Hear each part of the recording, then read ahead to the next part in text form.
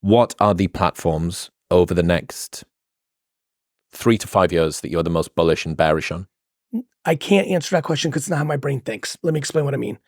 Day trading attention is don't romanticize about yesterday, Instagram. And don't try to get too excited about tomorrow. Elon posts yesterday, Vine, question mark, right? So Vine's coming. Don't overthink today. I don't know what's going to be there in 3 to 5 years. I definitely wouldn't, like, the reason I'm good at my game is when it happens, I'm all in. So I can only speak about today. And anybody worried about 3 to 5, and people ask me all the time, what's next? 3 to 5 years. I don't know. I know that Meta and Google are not going to disappear. So I continue to think they'll innovate or M&A and be in the game as macro companies. But YouTube Shorts was not in the cards for me 3 years ago, right? But then TikTok's pressure made them go there. I think Vine is going to be massively interesting to watch when they reboot. Is that coming back? 100%. Elon's too smart to not do it. Does Twitter own Vine? Yes. Right, okay. And that was part of the deal? Yes, once, but they shut it down, but it's still there. Right. And they own the IP. Yeah. And, Vine is the absolute seed of this generation. Short form video started on Vine. It was a profound thing when it hit. I remember looking at it day one. I was like, ooh, this is different. And it just completely captured youth culture at that time. And I was very serious about it. As a matter of fact, you can Google this right now, everyone listening. I launched the article said it, like the first influencer agency called Grape Story with Jerome Jarre, one of the first celebrities on Vine. And we signed Logan Paul, Rudy Mancuso, like all of these characters, Brittany Furlong, like King, like we were talking to all of them. So to answer your question directly and not get too scattered here, I don't know what 3 to 5 years is going to bring. I know that for everyone who's listening, the answer is more and yes and meaning my argument with everyone here today is every minute that you don't spend on gathering more attention is a minute that you're potentially declining on your long-term opportunity. There's times to cash in on your attention. There's times to do other things. But I feel like a lot of people will go, we talked earlier about regret. The only things I regret as a businessman is not going harder on my thumb on the scale every time where I knew the attention was. I should have made more TikTok videos 6 years ago. I should have done more Google ads in 2001. I should have sent more emails in 96. I should have done more tweets in 2007. And so whether it's, we haven't talked about live streaming. There's so much going on with Twitch and all these live streaming platforms. TikTok Live is very important. Look, 3 to 5 years, what if fucking TikTok gets banned by America in 7 months? Where does all that attention go, right? To me, that's a huge opportunity for Vine. If I'm Elon, I'm sitting like, okay, if I time this perfectly, and I'm fucking Elon, right? Like I'm that guy. If I fucking announce Vine the day, I could probably get it could happen in bloop, bloop. That'd be insane. What a fucking strategy, And so I don't know. I know that as I sit here today, right this nanosecond, Instagram's harder than ever because the supply and demand curve on Instagram is hard. More content was made on Instagram yesterday than ever in the history of Instagram. But the attention has been fragmented into YouTube Shorts, into TikTok. So how can Instagram be as good as it was 4 years ago? It's not. Supply and demand of attention.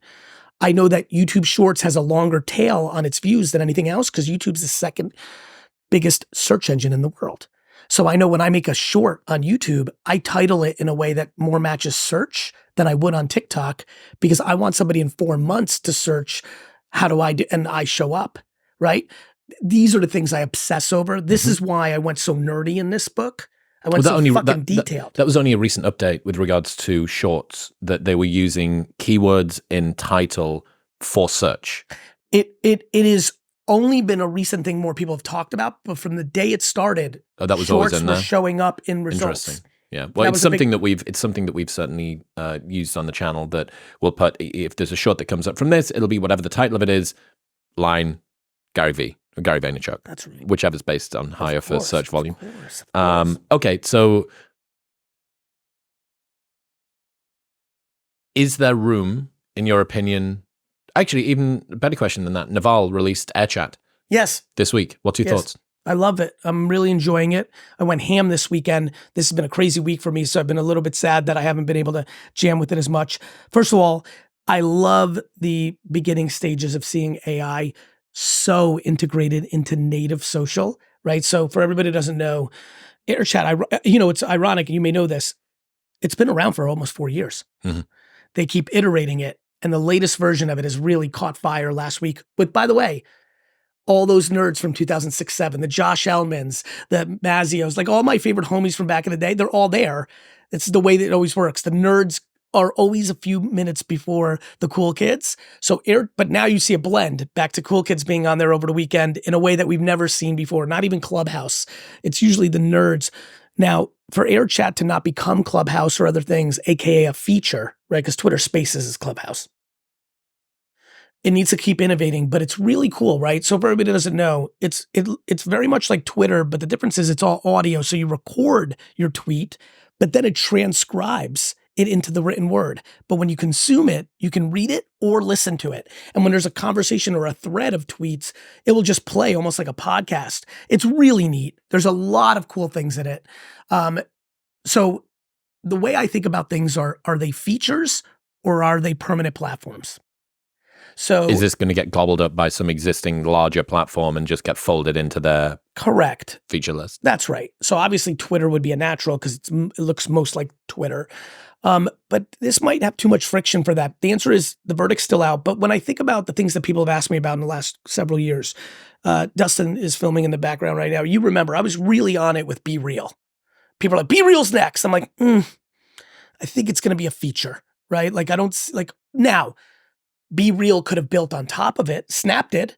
Snap early could have been a feature, and then they built more things into it. And then obviously their killer feature, Stories, became foundational to every platform. So, I'm always paying attention when new platforms pop. Reclip. I don't know if you've seen this. This one's on my mind a little bit. Again, I've been watching it for several months. It hasn't popped yet. It's on your phone. It's recording everything that you're talking about. It's a recorder of everything. Oh, it's Amazon.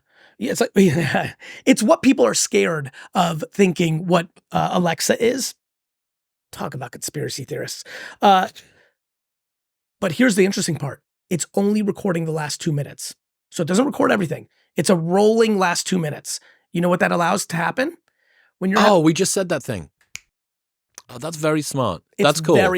That's cool. The reason I thought TikTok was going to explode musically was I'm like, oh my God, this is social media with training wheels. They're giving people music. They're giving people all these edits. It's going to help non-creators be better creators. Yeah. The reason I like Reclip, it allows everybody in the world to be an audio content creator or video, because then when you're done with the Reclip, you can like add features to it and it becomes like a TikTok. I think they're onto something. Again, I'm always watching, but I don't anoint. It's even rare for me to mention something like Reclip in such a prominent platform like this podcast, because on the record, Air Chat, Reclip, I don't know, but I'm always in the lab watching. I'm always refining my day-to-day social, back to day trading attention, and I'm always watching for the next wave. And sometimes I'll tell you this, what I learned on Social Cam was a social network, I think in 2011 or 12, that was hot for, 48 seconds, AKA a summer, but I created on it. That helped me understand what to do on Vine. It was even, like Vine actually hit, Social Cam didn't, but it was short form video. And so when Vine came, I was like, wait a minute. And then obviously when the whole next era came, I was ready for short form video. In other news, this episode is brought to you by Nomatic. Their travel pack is my favorite backpack of all time. You can tell this one is a bit worn because I actually use it every single day. It is a complete game changer. If you're someone that carries your stuff regularly, you need a good quality backpack. I cannot tell you how big of a change of quality of life it is when you have a properly engineered, well-designed backpack that helps you to organize your life when you're on the move. I even survived a full month on tour using a travel pack and a carry-on because hold luggage is a psyop meant to keep you poor and late, and you can defeat them by getting better quality luggage. Nomatic has got thousands of 5-star reviews from customers who love their product, and everything comes with a lifetime warranty. So if it breaks for any reason, they will replace it for free. Right now, you can get 20% off everything site-wide by going to the link in the show notes below or heading to nomatic.com/modernwisdom. That's nomatic.com/modernwisdom. Thank you very much for tuning in. If you enjoyed that clip, you will love the full-length 2-hour-long podcast with Gary, which is available right here. Go on. Give it a tap.